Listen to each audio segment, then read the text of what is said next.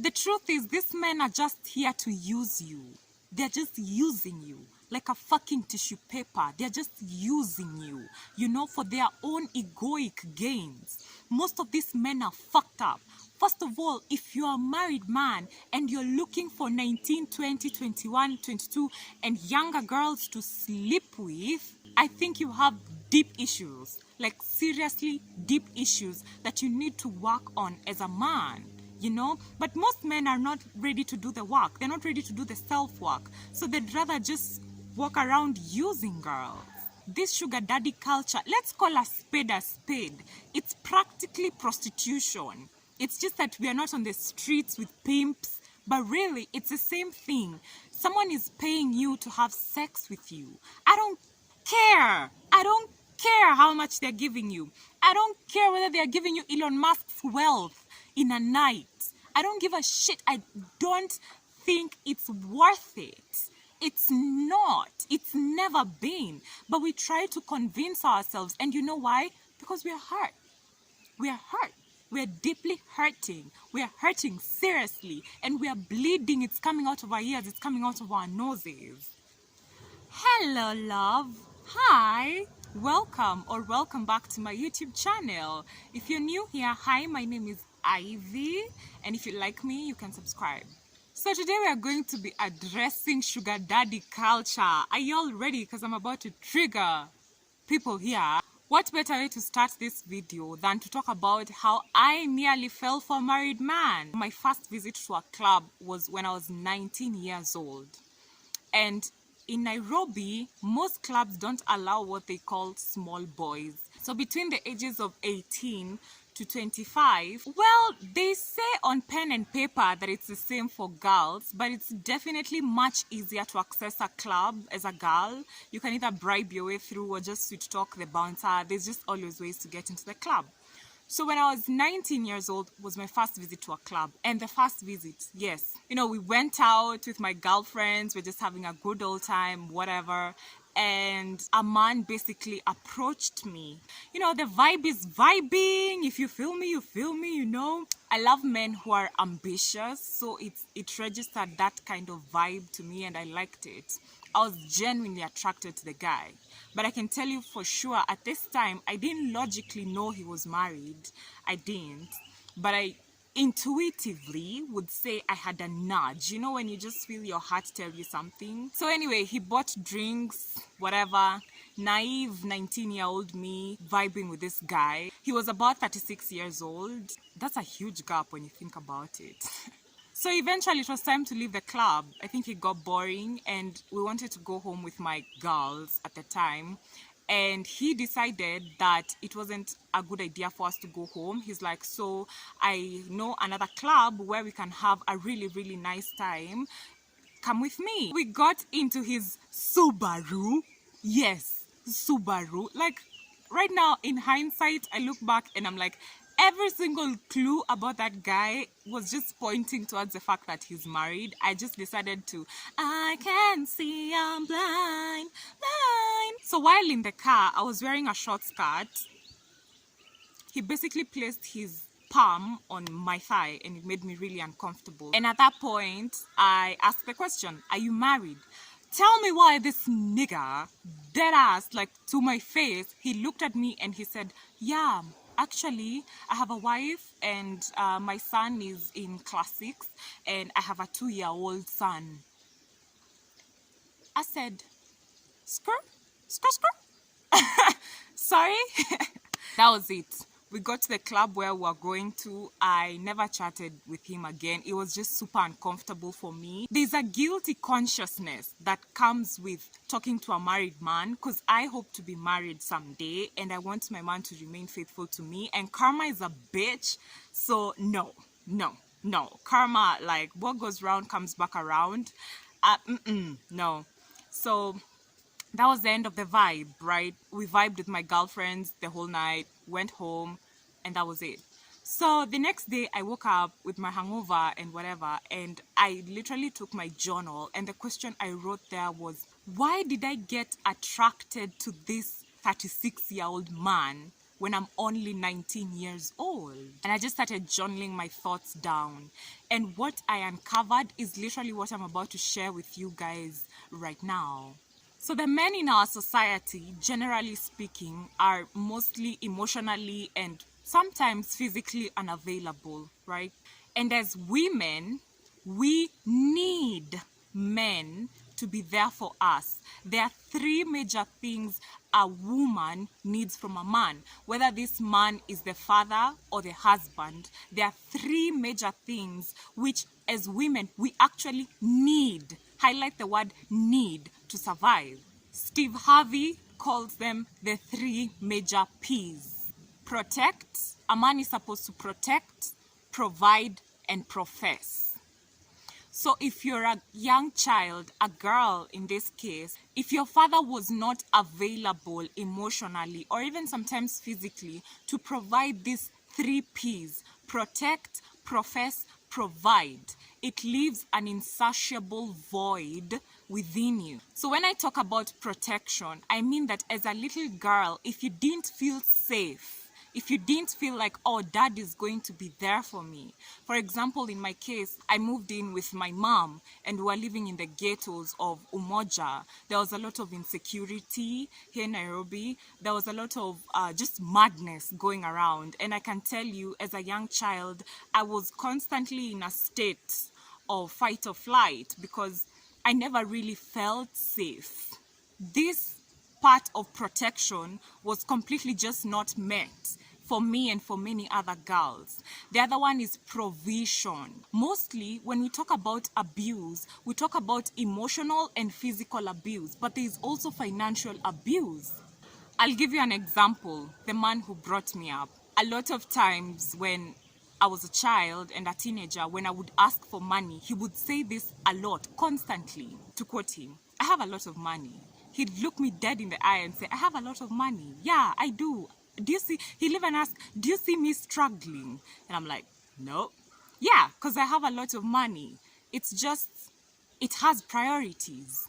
And basically you are not one of those priorities, and this is something that was repeated countless times. Maybe he would still have reasons as to why he would say that, and he would still defend why it's rightfully so that he said that, and I get it. But from a child's perspective, what registers is, I am not important. My father dead ass looked me in the eye and said, I have money, it just has priorities, and you happen to not be one of those priorities. You see that?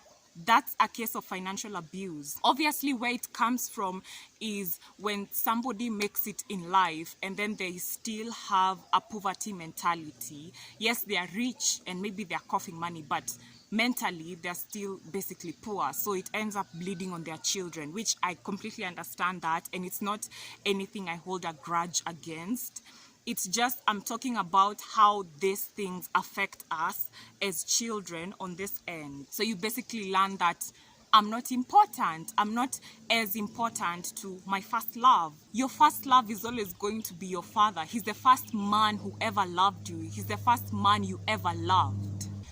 The other thing is control. A lot of African parents do this thing where if I'm sending you money, if I'm paying for your school fees, if I'm paying for your upkeep, then I have the mandate to control every single thing you do, from how you dress to how many times you come home to who you talk to. There's that kind of demeanor around provision with African dads. When you're put in this spot as a child, it deeply, deeply hurts. From a logical perspective, it's probably not even supposed to be that big a deal, but for a 6, 7, 8-year-old child, it leaves a mark, a scar.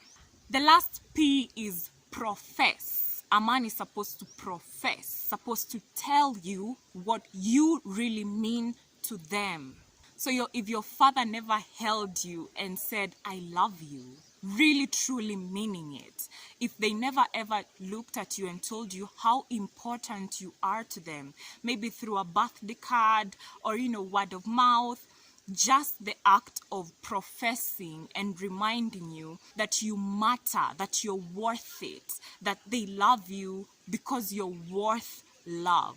So the trend we are seeing here is that because majority of the men in our society are emotionally unavailable, they aren't in the capacity to love their own children because they don't even love themselves. So when we carry all these wounds from childhood, then we are bound to get attracted to men who are older than us. Do you see how? Yes, maybe consciously you may be saying, me? Never. I would never get attracted to a married guy. Why would I do that? Consciously, you may think that. But subconsciously, superconsciously, the view you have of love is that filled with control, intimidation, and toxicity. So you're bound to find yourself getting attracted to an older man. At one point when I was in campus, I was living in the hostels. And the funniest thing is how parents take their children to hostels because they are thinking that that is where the children are safe. But those hostels, wahala. Because let me tell you, the number of people I know who had sugar daddies at the time, man, the pressure was what? I had friends who were basically screwing married men and they could afford things that I couldn't. With my small pocket money, I couldn't afford these things, you know? And that's the pressure. It just makes you feel like, oh, I may not. It felt to me that I would be losing my dignity if I fell for that pressure.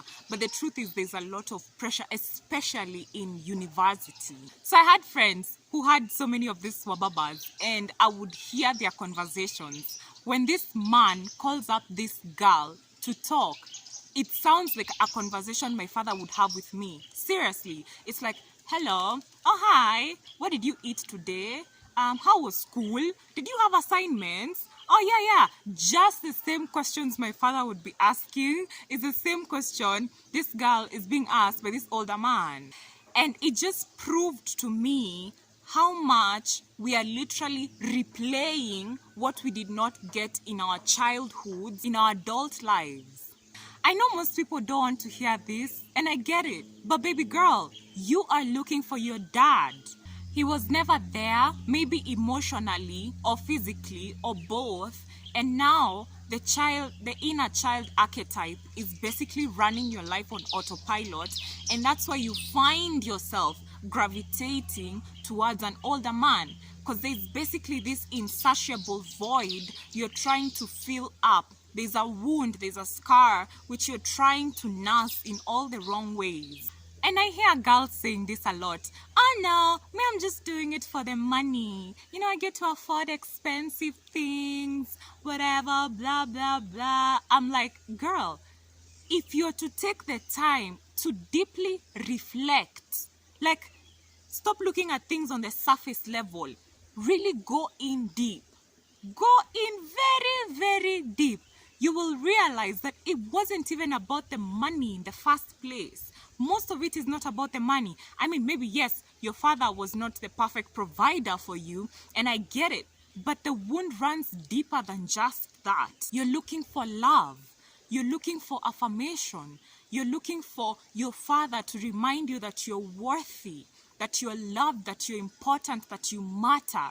And that's valid. But living in denial will only cause you to keep making the wrong choices. You're just gonna keep making the wrong choices when you're living in denial. It's better to just stand in the truth. These men are just here to use you. They're just using you like a fucking tissue paper. They're just using you, you know, for their own egoic gains. Most of these men are fucked up. First of all, if you're a married man and you're looking for 19, 20, 21, 22 and younger girls to sleep with, I think you have deep issues, like seriously deep issues that you need to work on as a man. You know, but most men are not ready to do the work. They're not ready to do the self-work. So they'd rather just walk around using girls.